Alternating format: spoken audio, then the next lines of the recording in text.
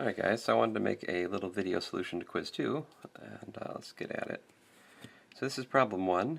As you can see, we have a box sliding on a frictionless surface, and it has a force of 500 newtons pushing on it. It has a mass of 60 kilograms. I'm supposed to find the acceleration and the normal force. Alright, so what I usually do to start with is just sort of draw myself a little picture to work on, right? And as a general rule of thumb, if my one picture gets too busy, I draw another picture, and I just keep drawing pictures to suit my purposes. Now here, we've got 40 degrees, right? So, let's see. I mean, this isn't quite like, anyway, so it's something like this. I'll draw it a little bit bigger than in the other picture so we can see better. Maybe even bigger still. I'll make it even bigger.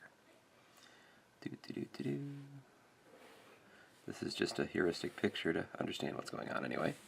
Now that that force is 500 newtons, right?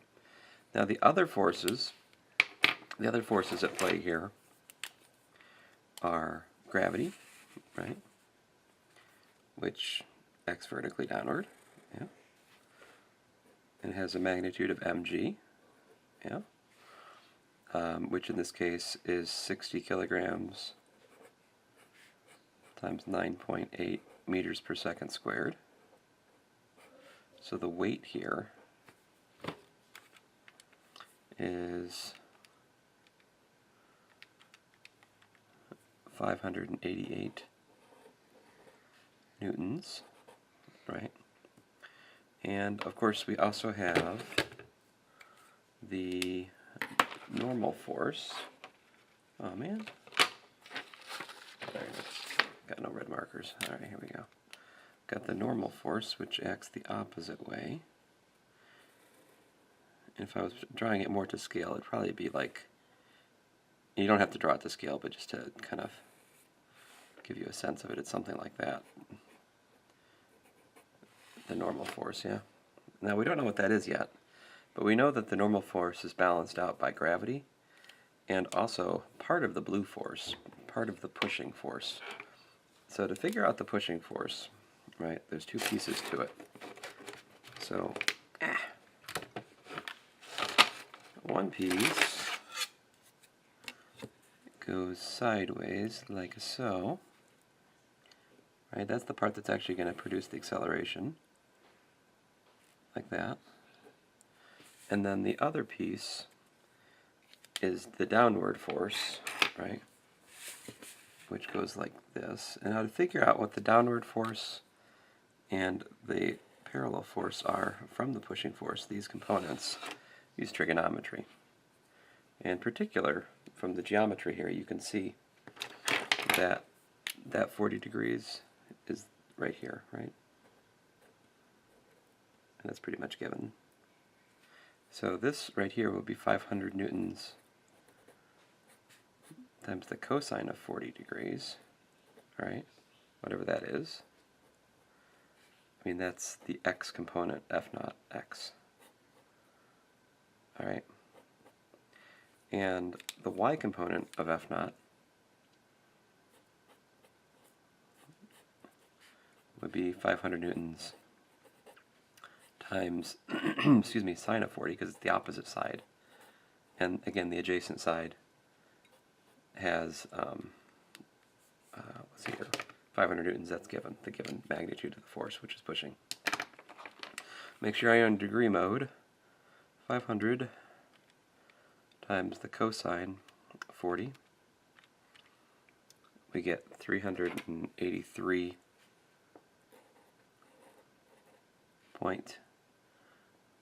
newtons, and 500 times the sine of 40 gives me 321.39, but I'll say 4 newtons. Alright? And then what I think about is I think about taking this and I think about putting that force over here, basically. Yeah. So I think about all of the forces being attached to one point, that point being the center of mass for the mass m. And then what I do is I write down Newton's law in each direction after I pick a system of coordinates, yeah. And so the system of coordinates here is kind of uneventful. It's just the horizontal and vertical, yeah. This is just unnecessary shading, which I'm doing for no particular reason. And so anyway, vertical, horizontal, and we write down Newton's laws. Here they are. So mass times the acceleration in the x, all right, which is just mass times acceleration in this case. That will be equal to 383.0 newtons. That is the only horizontal force. And so, by the way, in this situation, we should just observe, I mean, I could observe this at any time, but the acceleration is a vector, right? And it looks like what? It looks like ax 0. So it's not unreasonable to say a is equal to ax in this case, because there's no y. So it's not ambiguous to just call ax a in this context. Anyway, that tells me then that the acceleration is 383.0 newtons divided by the mass, which was 60 kilograms. And so the answer to part A is simply 383 divided by 60, which is 6.383 meters per second squared. Sorry if I'm out of frame. I may be. Oh, I am. Let me fix that. Now you guys can see what I was writing.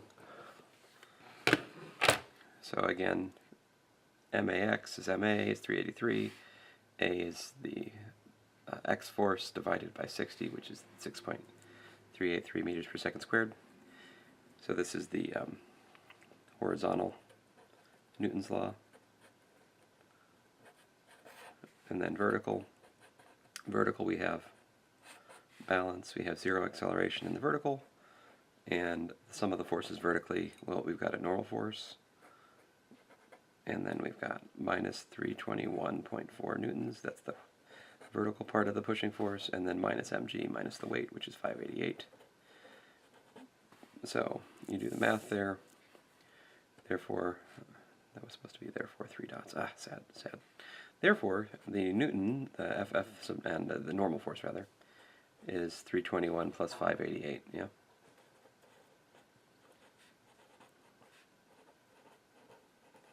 So that is